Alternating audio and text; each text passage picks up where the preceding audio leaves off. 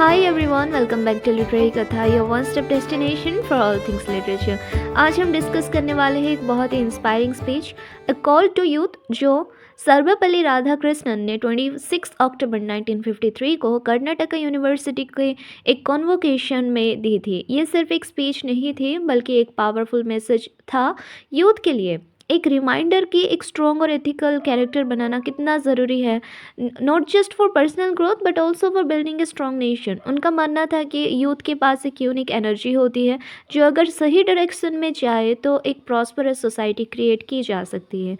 आज के टाइम में भी जब हम आसपास के सोशल इश्यूज देखते हैं तो ये स्पीच और भी रिलेवेंट लगती है। तो चलिए इसको और अच्छे से समझने के लिए पहले देखते हैं कि एस राधाकृष्णन कौन थे और उनका एकेडमिक और इंटेलेक्चुअल जर्नी कैसा था।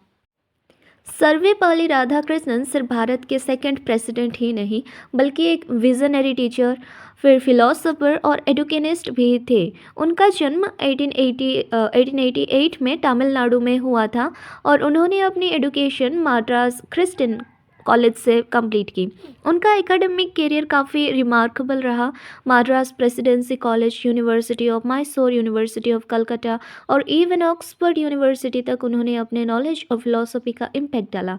ऑक्सफोर्ड में वो ईस्टर्न रिलीजन और इथिक्स के प्रोफेसर बने और ये पोजीशन होल्ड करने वाले पहले इंडियन थे।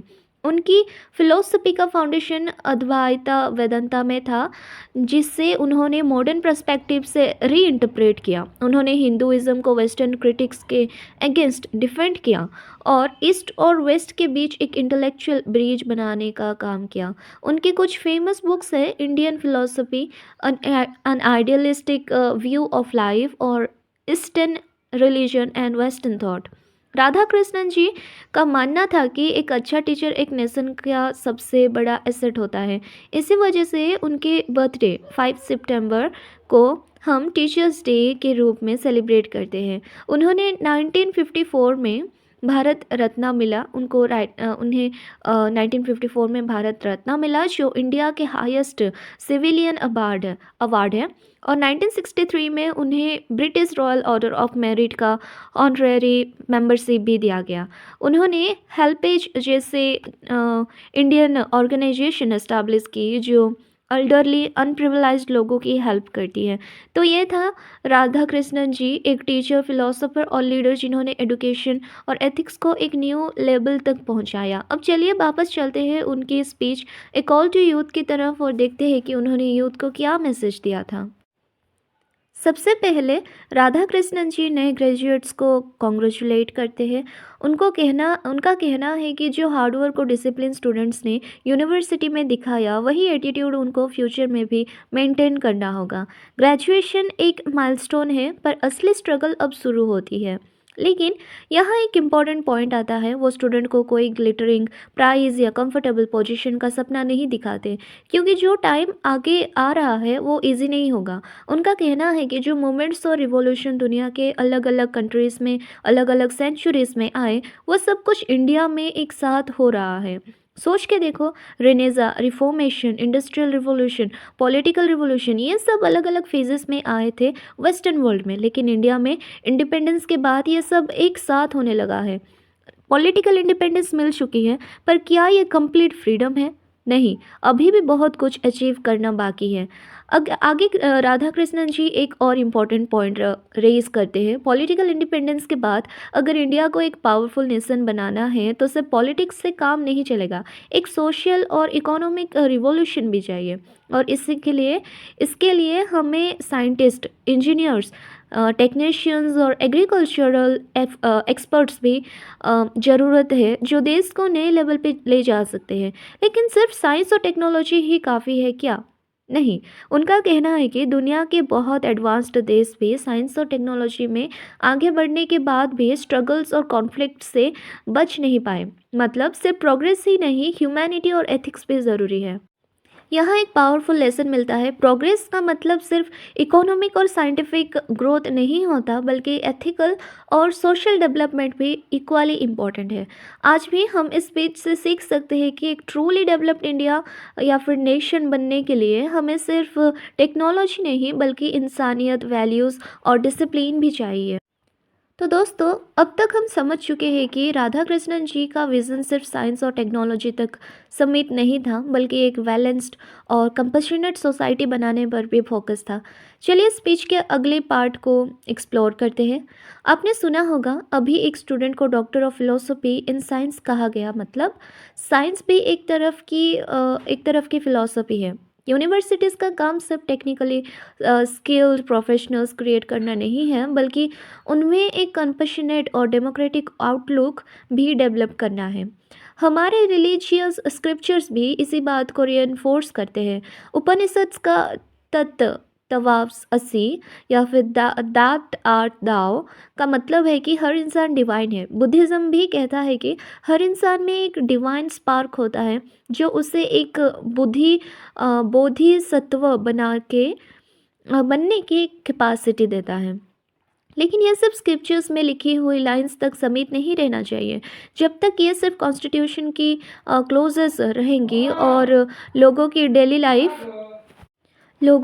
लाइफ का हिस्सा नहीं बनेगी, तब तक हम अपने डेमोक्रेटिक आइडियल से दूर रहेंगे। राधा कृष्णन जी कहते हैं कि रियल डेमोक्रेसी सिर्फ पॉलिटिकल डेमोक्रेसी नहीं है, बल्कि उसका सोशल और इकोनॉमिक एस्पेक्ट भी इक्वली इम्पॉर्टेंट है। लोगों के माइंड्स और हार्ट को बदलने की ज़रूरत है, ताकि डेमोक्रेसी उनकी सोच और बिहेवियर का हिस्सा बन सके।